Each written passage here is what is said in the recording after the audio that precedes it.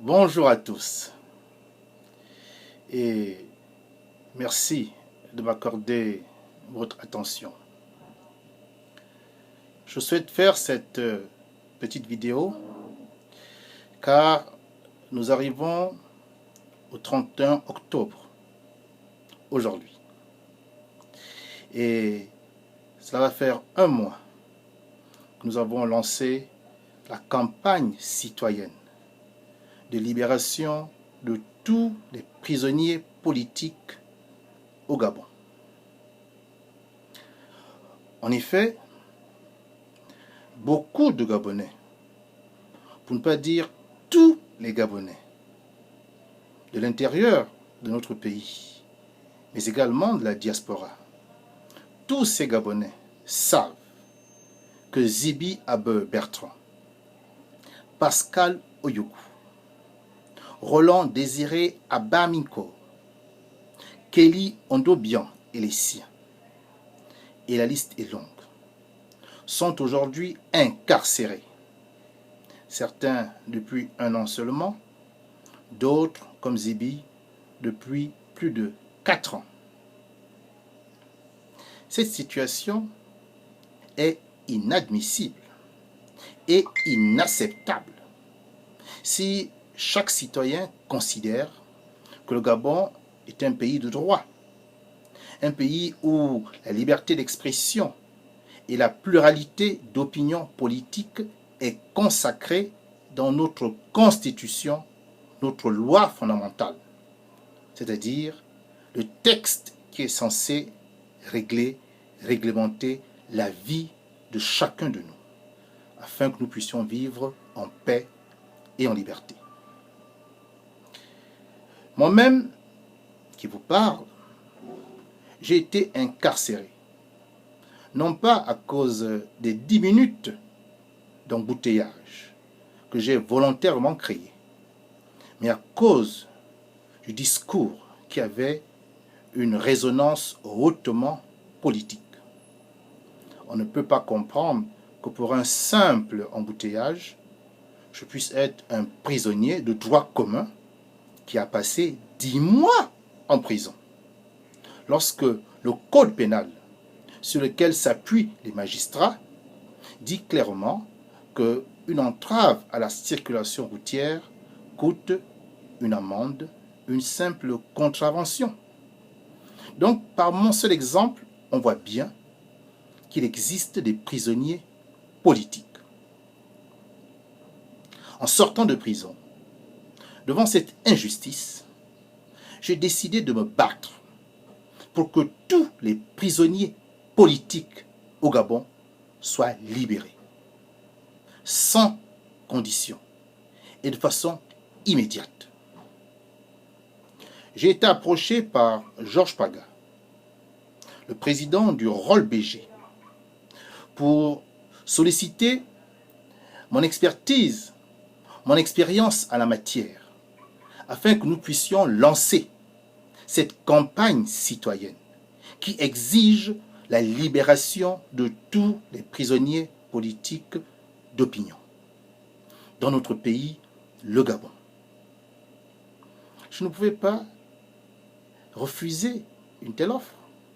Elle me touchait, d'abord personnellement, car dans ma chair, j'ai vécu cette injustice, mais aussi parce que je suis un homme de principe qui ne peut pas accepter que l'iniquité, que l'injustice triomphe dans un État qui se dit État de droit. Le 30 septembre 2020, nous avons fait une conférence inaugurale dans laquelle nous avons présenté la situation de tous les prisonniers politiques. Et au cours de cette conférence inaugurale, j'ai pris la parole et j'ai présenté de la manière la plus synthétique la réalité des prisonniers politiques au Gabon, notamment dans la prison centrale de Libreville. J'ai dit à cette occasion qu'il y a 3 groupes, 3 catégories de prisonniers politiques au Gabon. Il y a d'abord la catégorie de ceux qui appartiennent ou ont appartenu au système Bongo PDG. Ces personnalités sont soit tombées en disgrâce, soit sont entrées en rupture de ban avec le régime. Et sous de fallacieux prétextes de droit commun, on les a tout simplement incarcérés parce qu'il y avait désormais une divergence d'opinion ou de stratégie politique. Ces prisonniers, ce sont ceux qui ont été victimes des opérations Mamba et tout récemment de l'opération Scorpion. Je ne citerai pas les noms pour ne pas leur faire de publicité. Après tout, ils ont été nos adversaires politiques. Mais il reste des êtres humains et ils ne doivent pas être soumis à cette injustice, à cette iniquité. Car les lois de la République valent pour tout le monde. Les bons hommes politiques comme les mauvais. En l'espèce, c'est vrai, ils ont été des mauvais hommes politiques. Mais on ne peut pas leur refuser leur liberté d'expression et la possibilité d'avoir d'autres opinions politiques. La seconde catégorie concerne celle à laquelle j'appartiens toujours, celle qui rejette la dictature, récuse la forfaiture et n'accepte pas que Ali Bongo et sa bande se retrouvent à la tête de l'État alors qu'ils n'ont reçu aucun mandat du peuple. Ceux qui le disent sur la terre du Gabon sont arrêtés, qu'ils soient activistes ou qu'ils soient résistants. Zibi est arrêté à cause de cela. Pascal Yougou est également arrêté à cause de cela. Roland Désiré Abamiko également. Ce sont des prisonniers politiques. Ne vous fiez pas aux motifs d'accusation qui pèsent sur eux. Ces motifs, je vous l'ai dit, sont spécieux. La vérité est ailleurs. La vérité est dans le fait que ces personnes recusent ce régime, le combattent et veulent que ce régime tombe pour que s'érige une véritable démocratie dans notre pays, un véritable état de droit.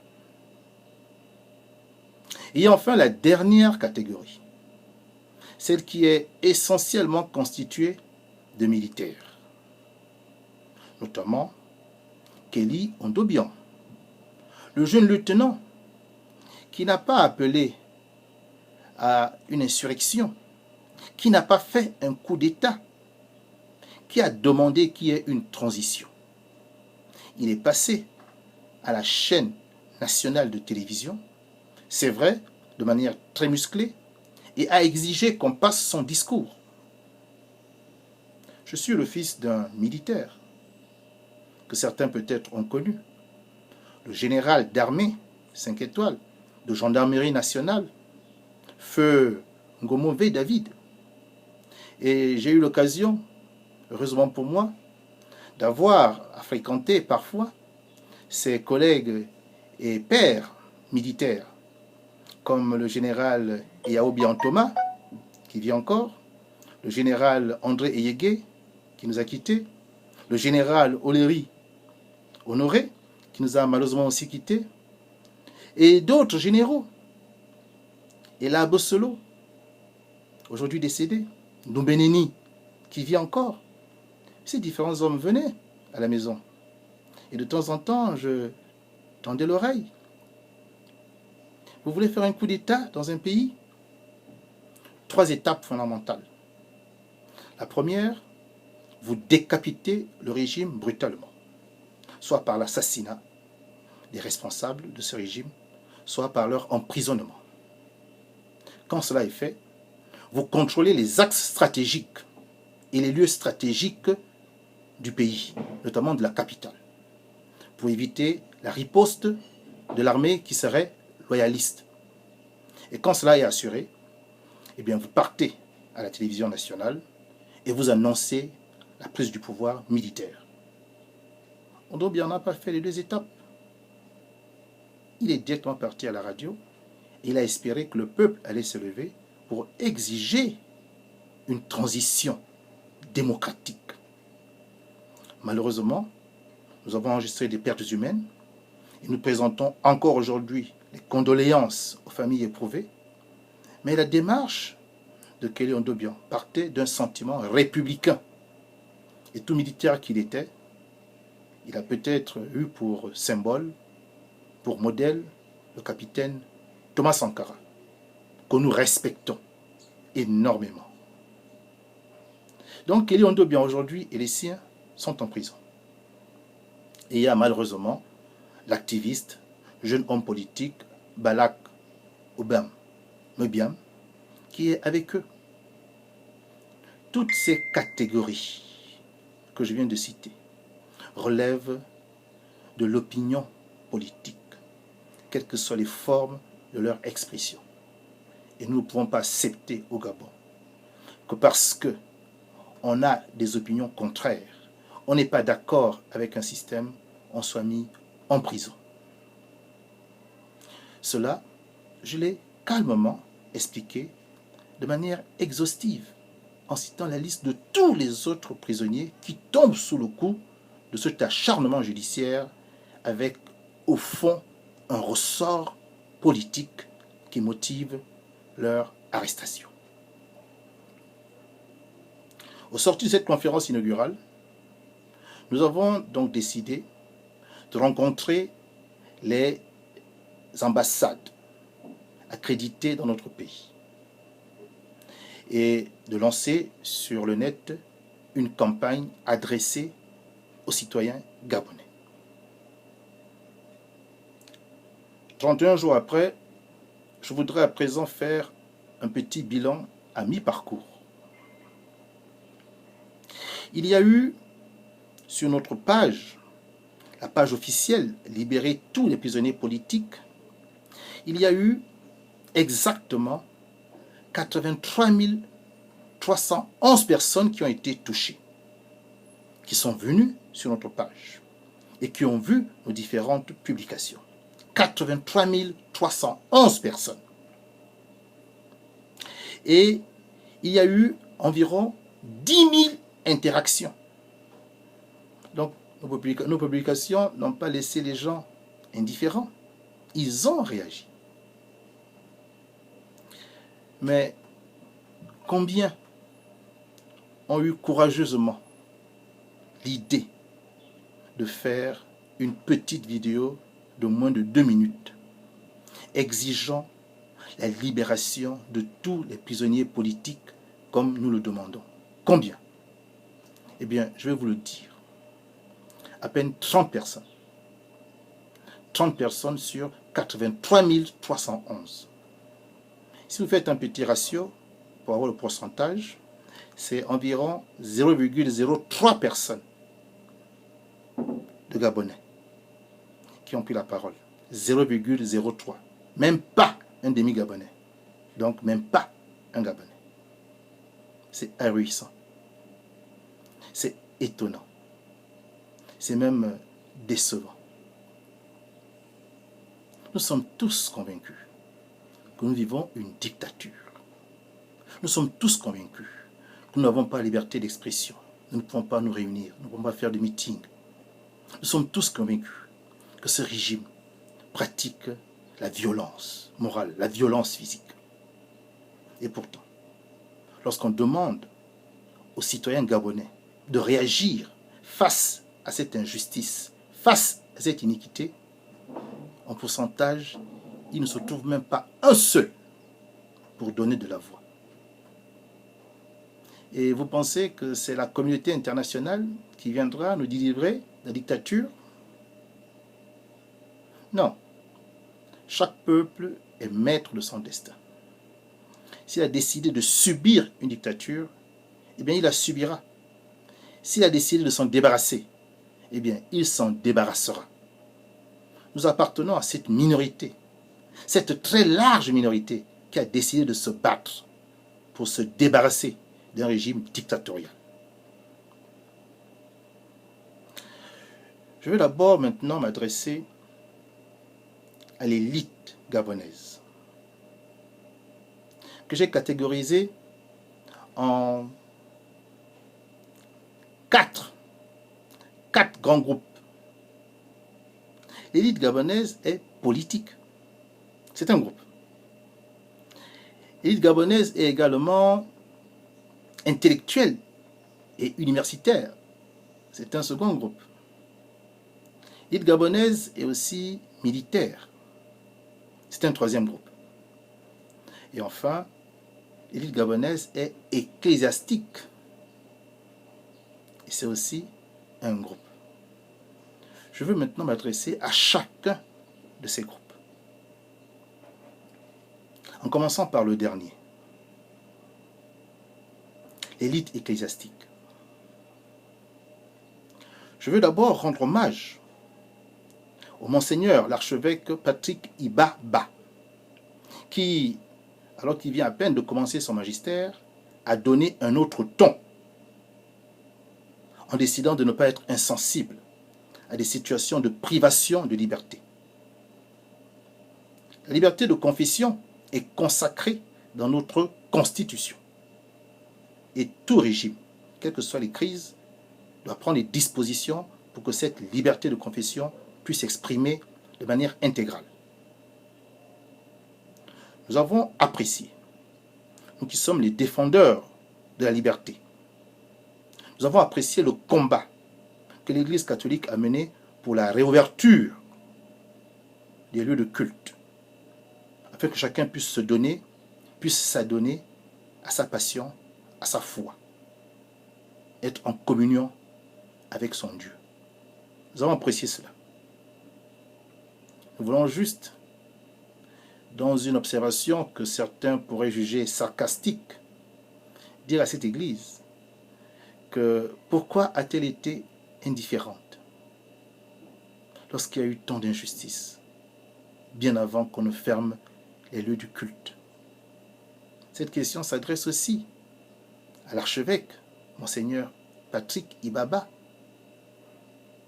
qui n'a pas beaucoup réagi lorsque des Gabonais ont été privés de vie lors du massacre du 31 août 2016, qui n'a pas donné de la voix devant les arrestations arbitraires politiques. Aujourd'hui, les cultes vont finir par se faire, parce que cette liberté, vous l'avez arrachée le 25 octobre, cette liberté de pouvoir exercer votre foi. Votre foi, vous dit, dans Hébreux, chapitre 13, verset 3. Et là, je m'en tiens au dernier live de mon frère Aimé Victor, qui est activiste en France. Dans Hébreux, chapitre 13, verset 3, il est demandé de se soucier des prisonniers politiques. Nous interpellons l'Église catholique en disant qu'elle ne peut plus continuer à se taire sur le sort des prisonniers politiques. Et Jésus-Christ, qui est le maître à suivre, Jésus-Christ dont Monseigneur Patrick Ibaba est le disciple, a dit que quand vous partez rendre visite à un prisonnier, donc quand vous prenez à cœur la situation d'un prisonnier, surtout des prisonniers politiques, eh bien, quand vous rendez visite à ces prisonniers, c'est à Jésus-Christ à qui vous avez rendu visite. Et si vous battez pour que des prisonniers politiques injustement incarcérés sortent, eh bien, vous vous battez pour la cause de Jésus-Christ. Nous attendons de l'Église catholique qu'elle joue ce rôle, d'être effectivement les disciples du Christ, en agissant dans les actes. Et cela est valable aussi pour toutes les églises de réveil, et même l'église protestante. Nous voulons que l'élite ecclésiastique qui prône l'amour, qui prône la justice, qui prône la vérité, ne se taise pas dans une dictature. Autrement, elle serait complice. Elle ne donnerait pas crédit à sa vocation et au message qu'elle porte tous les dimanches.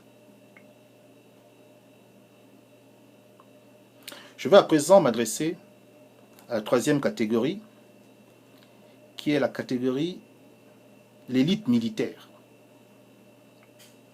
Mon père faisait partie des officiers supérieurs de l'armée du Gabon. Et il nous a toujours appris que l'armée est au service du peuple. L'armée républicaine protège la nation gabonaise, protège la République. Elle n'est pas son bourreau.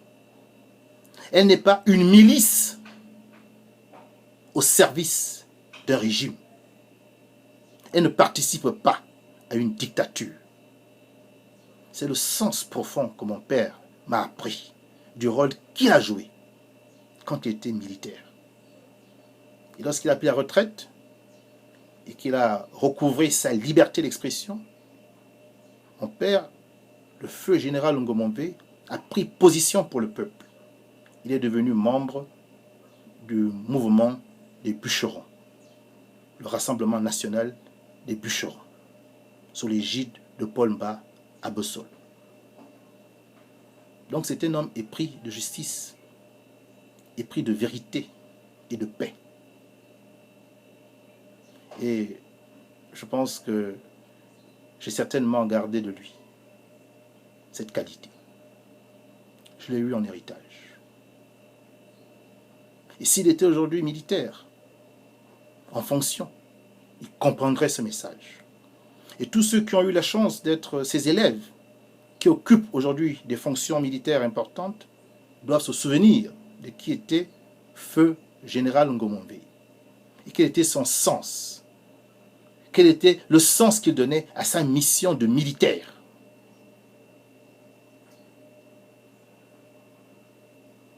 Nous attendons que nos frères militaires, qui eux aussi subissent cette même dictature, qui vivent dans des conditions extrêmement déplorables, nous attendons qu'ils soient solidaires et qu'ils ne participent pas à cette action qui consiste à voir la population souffrir, à battre la population, à la matraquer, à lui balancer des gaz lacrymogènes alors que cette population est dans son droit de revendiquer les droits qui sont les siens et qui sont consacrés dans la Constitution, notre loi fondamentale à tous.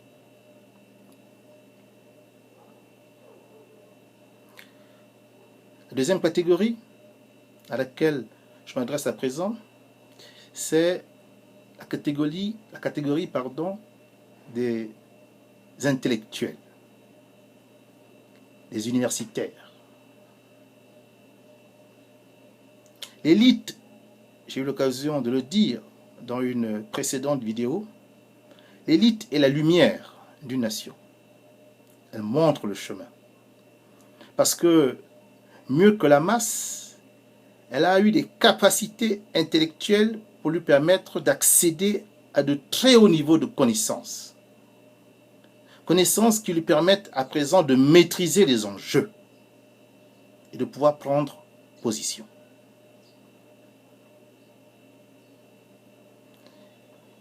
Une élite qui n'a pas le courage des idées qu'elle enseigne à l'université ou dans des écoles ne mérite pas d'enseigner. Il faut être convaincu de ce que l'on dit, convaincu de ce que l'on est, pour pouvoir le transmettre à des jeunes étudiants. L'élite universitaire et intellectuelle du Gabon ne brille pas par son engagement politique sur le terrain. Oui, lorsqu'on est l'élite, on accède à quelques fonctions, on accède à quelques bons revenus, à quelques privilèges. Et du coup, on est prêt à fermer les yeux sur les exactions d'une dictature. Du moment que, soi-même, on arrive à joindre les deux bouts. Mais cette position de neutralité, qui s'apparente à la complicité, vous pensez qu'elle vous honore? Et est-ce que vous ne donnez pas là un exemple aux étudiants que vous formez? Les étudiants qui aussi auront la même position. Devenus élites, ils s'accommoderont d'une dictature. Voyez-vous votre responsabilité? vous ne pouvez pas être conscient parfaitement de la situation d'injustice, d'iniquité qui prévaut dans notre pays et ne pas donner de la voix. J'ai interpellé aimablement sur la page Facebook Libérer tous les prisonniers politiques, j'ai interpellé mon frère Romuald Assobian, éminent universitaire, enseignant-chercheur, qui est très actif sur le net à travers ses publications. Je lui ai dit que le sens profond de l'élite, ce n'est pas simplement de promouvoir les idées, c'est également de les voir s'appliquer et les voir gouverner la cité. Je lui ai demandé, en tant qu'intellectuel engagé, de prendre la parole, à l'aune de ses propres écrits, de donner de la voix et d'exiger la libération de tous les prisonniers politiques. Pour l'heure, j'attends toujours. Mais au-delà de la personne physique de mon frère Romuald Assogo-Obiang, c'est toute la classe de l'élite intellectuelle et universitaire du Gabon que j'interpelle. Je vois bien leur silence. Je vois bien leur complicité, finalement, avec le régime. Mais est-ce que cette attitude les met, eux, à l'abri d'une arrestation arbitraire? Non. La peur que l'on ressent ne vous met pas à l'abri. Le silence qu'on s'oppose ne vous met pas à l'abri. Il pourra toujours vous arriver une affaire à laquelle vous ne vous attendez pas et vous vous retrouvez ensuite en prison. Et quand vous étiez en liberté, vous n'avez pas donné de la voix pour que justement ces situations iniques ne se produisent plus. J'ai bon espoir que les intellectuels, ceux qui se prétendent intellectuels, défenseurs de l'état de droit, amoureux de la liberté, j'ai bon espoir qu'en écoutant cette vidéo qui s'adresse à eux, ils s'examineront. Ils feront un examen de conscience. Ils se diront, est-ce que je suis à la hauteur du rôle d'élite que je suis censé jouer dans la nation?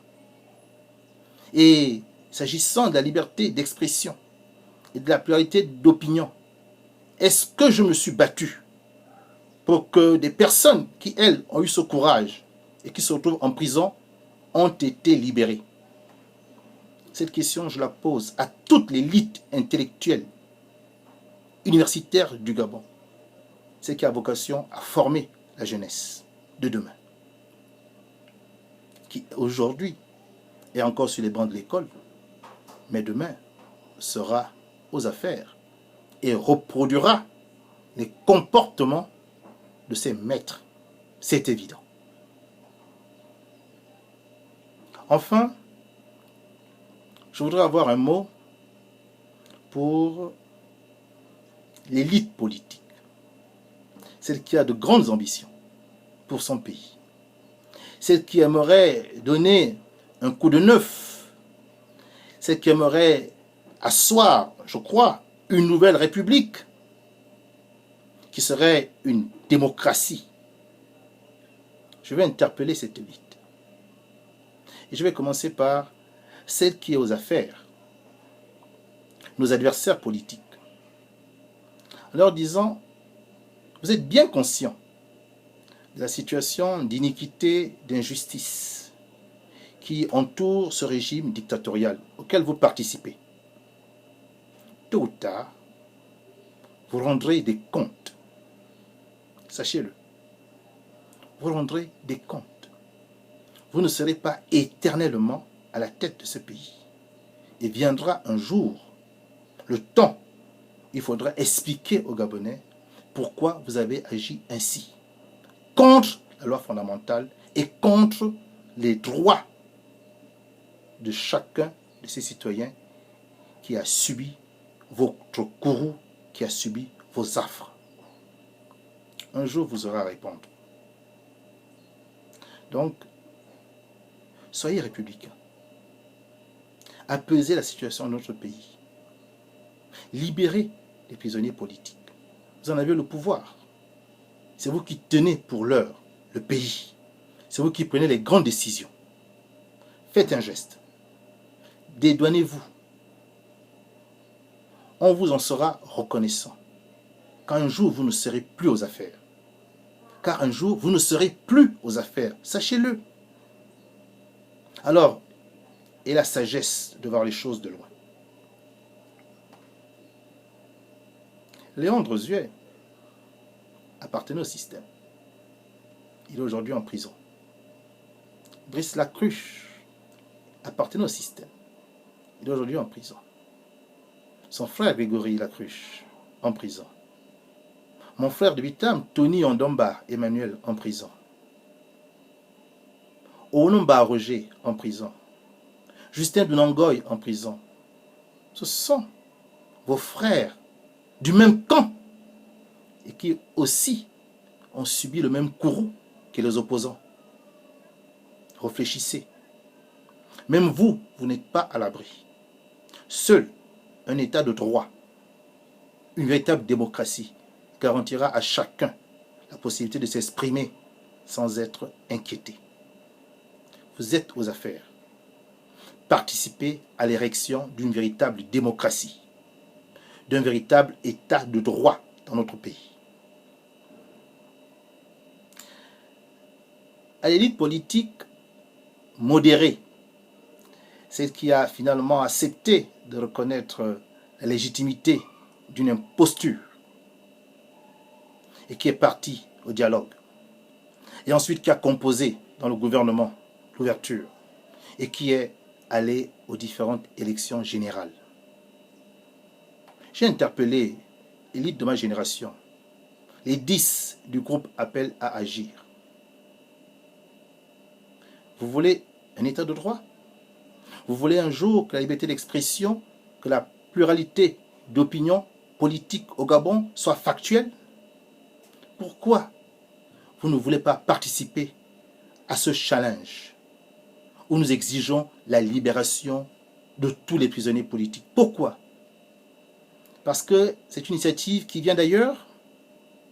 Parce qu'elle vient de Privat Ngomo, qui a fustigé votre position quand vous êtes allé aux élections législatives? Nous voulons faire une politique d'idées, une politique de principes, de préceptes vertueux qui doivent gouverner notre cité. Ne vous arrêtez pas à des considérations politiciennes, à des considérations d'hommes. Si vous pensez que cette campagne peut permettre la libération de Zibi Bertrand, de Pascal Yougou et les autres, participez, donnez de la voix. Et nous serons tous en réjouissance quand nos frères d'armes sortiront. La même harangue tient à l'endroit du président du RPM, Alexandre Barrot-Chambrier, qui a reçu son Excellence Philippe Authier, ambassadeur de France au Gabon. Si vous avez la possibilité de rencontrer celui qui représente la patrie des droits de l'homme dans notre pays, dites-lui qu'il y a des prisonniers politiques et qu'il use de toute l'influence que la France a sur la terre gabonaise pour que le gouvernement de la République du Gabon libère les prisonniers politiques. Nous avons récemment vu des images montrant que son Excellence Philippe Authier a également été reçu chez Zakari Miboto, président de l'Union nationale, en présence de Casimir Oyemba, qui est le vice-président de ce parti. Nous attendons que nos pères politiques, ou nos grands frères pour certains, fassent entendre la voix de ces sociétés civiles qui demandent la libération des prisonniers politiques. Oui, M. Miboto et M. Oyemba ne sont pas des fanatiques du net. Ils ne sont pas, comme la nouvelle génération, portés sur des tweets, sur des publications, sur YouTube, sur Instagram. Mais à leur niveau, ils peuvent agir en demandant aux différents ambassadeurs qui sont accrédités dans notre pays de regarder de près cette question de la libération de tous les prisonniers politiques au Gabon. Je vais terminer sur la dernière sous-catégorie d'élite politique, celle de la coalition pour la nouvelle République,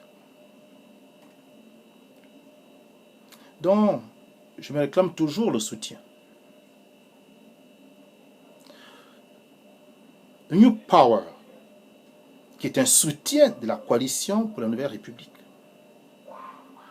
avec le rôle BG du président Georges Pagan, a lancé une campagne depuis 31 jours maintenant pour exiger la libération politique de Zibi Abe, qui est un des vôtres dans la CNR, de Pascal Oyogou, qui est également un des vôtres de la CNR, de Roland Abaminko, qui s'est désisté en faveur du candidat Jean Ping. Jean Ping qui est le président de la coalition pour la nouvelle République. Si on ne vous donne pas l'autorisation d'aller visiter ces prisonniers, vous pouvez faire une petite vidéo pour demander que vos frères d'armes qui ont été emprisonnés soient libérés. Pourquoi ce mutisme? Vous êtes devenus indifférents à leurs conditions? Est-ce que c'est ainsi que nous voulons faire la politique au Gabon? Avec un individualisme, un égocentrisme et une absence totale de solidarité. C'est pas ainsi que nous concevons de faire la politique au New Power. Devant l'injustice, nous devons tous nous lever et dire que nous ne sommes pas d'accord. Et quand nous nous leverons tous, cette injustice tombera. C'est ainsi dans l'histoire de toutes les nations. Je vais à présent terminer cette vidéo au cours de laquelle j'ai fait le point sur le bilan de la campagne citoyenne et j'ai interpellé les différents sous-groupes de l'élite gabonaise en leur disant que la neutralité, le silence s'apparente à la complicité et que cette neutralité et ce silence ne vous garantissent pas que vous-même, vous ne serez pas un jour victime d'une arrestation arbitraire. La sagesse africaine dit que lorsque la maison du voisin brûle, que devez-vous faire? Attendre que le feu finisse par progresser vers votre maison? Ou vous empresser de prendre de l'eau et d'éteindre l'incendie? Je demande à tous les Gabonais, à toutes les Gabonaises qui ont suivi cette vidéo jusqu'au bout, de faire en sorte que cet incendie s'arrête et qu'aucune autre maison ne brûle par le fait de ce feu allumé par une dictature en place. Nous avons fait notre part et nous continuerons. Mais nous savons que seuls, nous n'aboutirons jamais. Mais avec le soutien de tous dont nous avons besoin, nous sommes sûrs que bientôt, Bertrand Zibi Abe, Pascal Oyogou, Roland Désiré Abaminko, Kelly Ondobian, Balak Obamebiam et tous les autres sortiront de prison. Le Gabon a récemment été élu, aux côtés de la France et d'autres pays, membre du Conseil des droits de l'homme de l'ONU. C'est donc l'occasion de donner de la voix et de mettre le Gabon devant ses responsabilités. Peut-on être membre du Conseil des droits de l'homme à l'ONU et avoir dans ses geôles, en prison, des prisonniers d'opinion politique? Donnons de la voix. Mettons en nu cette imposture et battons-nous pour que nos frères d'armes, pour que nos frères qui sont injustement incarcérés sortent de prison.